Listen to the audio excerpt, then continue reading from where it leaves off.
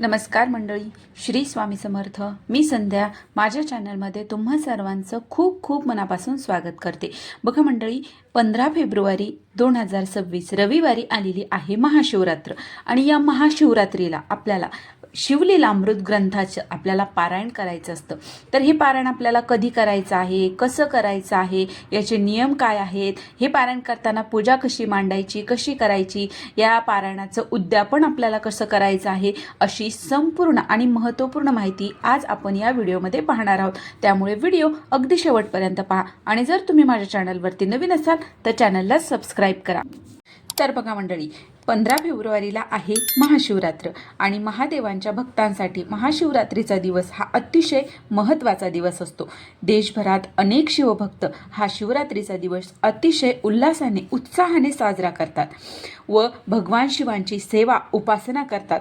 आणि बघा मंडळी, त्यातीलच एक महत्त्वाची सेवा उपासना म्हणजे श्री शिवलीलामृत ग्रंथाचे पारायण. बघा मंडळी, जीवनातील संकट, दुर्धर रोग, अपमृत्यू, दुःख, दारिद्र्य, कर्ज, मंगल कार्यातील अडचणी, मुलांच्या शिक्षणातील अडचणी या सर्वांचं निवारण होण्यासाठी आपल्याला हे शिवलीलामृत ग्रंथाचं पारायण करायचं आहे. आणि हे केल्यामुळे आपल्या जीवनात सुख समृद्धी येत असते. असं हे शिवलीलामृत ग्रंथाचं पारायण जीवनामध्ये एकदा तरी आपल्याला करायचं असतं. बघा मंडळी, आपण आपलं नशीब आणि आपलं प्रारब्ध बदलण्याची ताकद या शिवलीलामृत ग्रंथाच्या पारायणामध्ये आहे. आणि या ग्रंथाचे पठण आपण श्रद्धेने, विश्वासाने जर केलं ना, तर तुमचं दुर्भाग्य हे दूर जातं आणि वैभव प्राप्ती आपल्याला होत असते. तर आता हे पारायण आपल्याला कसं करायचं आहे हे जाणून घेऊया. तर बघा मंडळी, आता ज्यावेळेस आपण एरवी पारायण करतो ना, तेव्हा आपल्याला हे पारायण सोमवारी सुरू करायचं असतं आणि रविवारी आपल्याला त्याची सांगता करायची असते. पण बघा, जेव्हा कधी मधातच जर शिवरात्र आली तर अशा वेळेस शिवरात्रीच्या अगोदर 7 दिवस म्हणजे महाशिवरात्रीच्या अगोदर जी कालाष्टमी येते ना, त्या दिवशीपासून हे शिवरात्रीला आपल्याला शिवलीलामृत ग्रंथाचं पारायण करायचं असतं. पण बघा मंडळी, यावर्षी अतिशय शुभ योग जुळून आलेला आहे.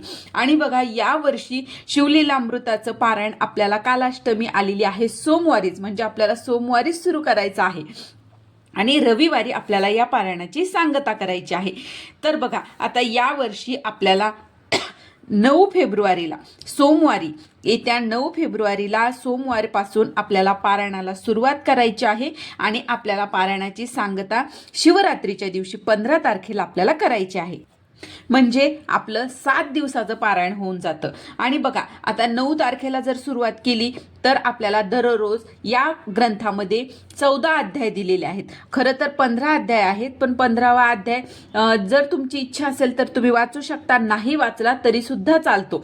त्यामुळे फक्त 14 अध्याय वाचले तरी सुद्धा चालतात. तर त्यामुळे आपल्याला 7 दिवसाचं पारायण करायचं आहे. तर दररोज 2-2 अध्याय आपल्याला वाचायचे आहेत. म्हणजे 9 तारखेला सोमवारी 2 अध्याय, 10 तारखेला 2 अध्याय, 11 तारखेला असे 2-2 अध्याय आपल्याला वाचायचे आहेत. आणि शेवटच्या दिवशी 15 तारखेला जर तुमची इच्छा असेल तर तुम्ही त्या दिवशी 15वा अध्याय सुद्धा वाचू शकता. आता बघा मंडळी, हे पारायण करताना आपल्याला काही नियमांचे पालन हे करावेच लागते. आता त्यामध्ये सर्वात पहिलं म्हणजे बघा, आपल्याला ब्रह्मचर्याचं पालन करायचं आहे. आपल्याला मांसाहार खायचा नाहीये. बाहेरचं म्हणजे हॉटेलमध्ये वगैरे सुद्धा आपल्याला शक्यतो खायचंच नाहीये. त्यानंतर परान्नसुद्धा आपल्याला घ्यायचं नाही आहे. कॉटवर, गादीवर आपल्याला झोपायचं नाही. शक्य असल्यास तुम्ही चटई, सतरंजी टाकून खाली जमिनीवरच आपल्याला झोपायचं आहे. आणि त्यानंतर बघा, हे पारायण करत असताना आपण शरीराने आणि मनाने दोन्हीही सुचिरभूत आपल्याला राहायचं आहे.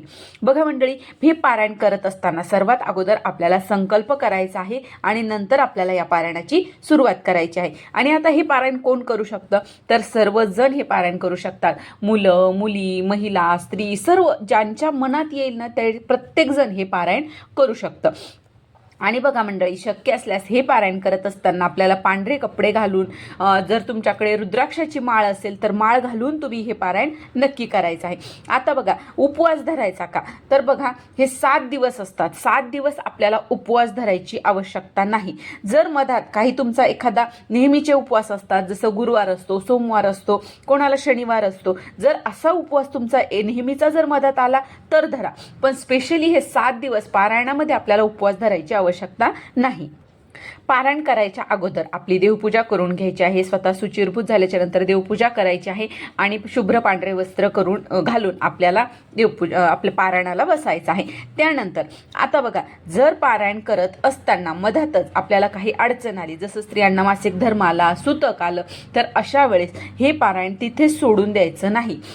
आपल्या जवळील कुणी असेल, समजा नातेवाईक आहे, आपली शेजारची मित्रमंडळी आहेत, त्यांच्याकडून हे पारायण पूर्ण करून घ्यायचं. त्यांना आपल्या घरी बोलवायचं, सोहळ्यात बोलवा किंवा पांढरे शुभ्र वस्त्र घालून बोलवा, गोमूत्र शिंपडवा सगळ्या घरात आणि नंतर त्यांना म्हणायचं आमचं हे पारायण वाचून दे आणि नंतर तू तुझ्या घरी जा, असं करू शकतो. पण अर्ध्यात पारायण सोडून द्यायचं नाही. आणि पारायण काळामध्ये शक्य असल्यास अखंड आपल्याला ओम नमः शिवाय, ओम नमः शिवाय या मंत्राचा आपल्याला सतत जप करत राहायचं आहे. पारायण करत असताना पारायण काळात पावित्र्य आपल्याला जपायचं आहे. पोथीचं पावित्र्य आपल्याला जपायचं आहे. म्हणजे बघा, आता पारायण करत असताना पोथी हातात घेऊन कधीही वाचायची नाही. पोथीला खाली आसन द्यायचं, तुम्ही चौरंग द्या, पाठ ठेवा, त्याच्यावर आपल्याला पोथी ठेवायची आहे. पोथी आपल्याला हातात घेऊन वाचायची नाही, उभं राहून वाचायची नसते. त्यानंतर पोथी वाचून झाल्याच्या नंतर सुद्धा उचलायची, डोळ्याला वगैरे लावायची नाही. पोथी उघडायची, वाचायची, तिथेच झाकून ठेवायची. त्यानंतर दररोज आपल्याला हाच नित्यक्रम ठेवायचा आहे. पोथीचं पावित्र्य आपल्याला जपायचं आहे. आणि दररोज आपली ज्या वेळेस पोथी वाचून होईल, आपलं पारायण झालं, आपली पूजा वगैरे झाली की घरात जो काही नैवेद्य बनवलेला असेल, जे आपण जेवायला बनवलेलं आहे त्याचा नैवेद्य दाखवायचा, आरती करायची आहे. आता त्यानंतर आता आपल्याला पारायणाला सुरुवात सोमवारी म्हणजे 9 तारखेला करायची आहे. तर आपण काय करायचं, 8 तारखेला दिवसभरात किंवा संध्याकाळी तुम्हाला जेव्हा वेळ मिळेल तेव्हा शिवमंदिरामध्ये आपल्याला 11 बेलपत्र घेऊन जायचं आहे. 11 बेलपत्र घेऊन जायचं आणि शिवपिंडीवर वाहायचे आहेत. एक आपल्याला वाहायचे आहेत आणि यथाशक्ती दर्शन घ्यायचं आहे. महादेवांना तुमची जी काही अडचण आहे, इच्छा आहे, ज्यासाठी तुम्ही हे शिवलीलामृत ग्रंथाचं पारायण करत आहात, ते तिथे आपल्याला बोलून दाखवायचं आहे. आणि भगवान शिवशंकरांना प्रसन्न करून शांती, समाधान, आनंद प्राप्त करण्यासाठी मी हे शिवलीलामृत ग्रंथाचं 7 दिवसाचं पारायण करणार आहे. हे कार्य भगवान शिवशंकरांनी कृपा करून पूर्ण करून घ्यावी, अशी देवाकडे आपल्याला प्रार्थना करायची आहे. आणि त्यानंतर सोमवारी आपल्याला या पारायणाला सुरुवात करायची आहे. आता बघा, जर आता ही पूजा आपल्याला करायची आहे, ही पोथी वाचायची आहे, तर तुमच्याकडे जर असा भगवान शिवशंकर, माता पार्वती, गणपती, कार्तिकेय, नंदी यांचा पूर्ण कुटुंब आहे ना, असा जर तुमच्याकडे फोटो असेल तर असाच फोटो ठेवा. त्याच्यावर अगोदर चौरंग मांडा, पांढरे वस्त्र अंथरवा, महादेवाची पूजा करून घ्या, शिवलिंगाची. जर फोटो असेल तर फोटो मांडून घ्या. फक्त महादेवाचा फोटो आपल्या संसारिक माणसांच्या घरामध्ये नसतो, म्हणून असा पूर्ण कुटुंबाचा जर फोटो असेल तर असा फोटो ठेवा. त्या फोटोची पूजा करा. समोर आपल्याला अगोदर गणपती पूजन करून घ्या, दिवा लावा, धूप लावा आणि दररोज नैवेद्य दाखवायचा आहे, दररोज पूजा करायची आहे. दररोज आपण जी काही देवपूजा करतो तिथे बघा, अशा प्रकारे तुम्ही करू शकता. किंवा तुम्ही देवघरामध्ये महादेवाचे आपले शिवलिंग असतं, त्याची पूजा करून देवघराच्या समोर फक्त पांढरा कपडा अंथरवायचा आणि त्याच्यावर पोथी ठेवायची. दिवा तर आपला लावलेलाच असतो, तिथे सुद्धा तुम्ही हे शिवलीलामृत ग्रंथाचं पारायण अशा प्रकारे सुद्धा तुम्ही करू शकता. तर बघा, आता उद्यापन कसं करायचं आहे, तर उद्यापन आपल्याला 9 तारखेला आपण पारायणाला सुरुवात केली, तर 7 दिवसाच्या पारायणाचं उद्यापन आपल्याला 15 तारखेला करायचं आहे. बघा, जर तुम्हाला 7 दिवसाचं पारायण करणं शक्य नसेल तर तुम्ही 3 दिवसाचं सुद्धा पारायण करू शकता. म्हणजे 3 दिवसाचं पारायण आपल्याला एकादशीपासून म्हणजे विजया एकादशी तर 13, 14 आणि 15 हे 3 दिवस सुद्धा तुम्ही पारायण करू शकता. आणि जर तुम्हाला हे 3 दिवस सुद्धा करणं शक्य नसेल, काही अडचण असेल, तर तुम्ही 15 तारखेला संपूर्ण ग्रंथाचं एकाच दिवशी सुद्धा पारायण करू शकता. पण हे खूप लोड येऊन जातो. जर तुम्हाला शक्य होत असेल तर तुम्ही 15 तारखेला एका दिवसाचं सुद्धा हे पारायण करू शकता. आता उद्यापन कसं करायचं बघा, उद्यापनाला आपण उपवासाला जे पदार्थ बनवलेले आहेत कारण त्या दिवशी उपवास आहे, महाशिवरात्रीचा सगळ्यांचा उपवास असतो. तर त्या दिवशी आपण जे उपवासाचे पदार्थ घरामध्ये बनवलेले आहेत त्याचा नैवेद्य दाखवायचा आहे.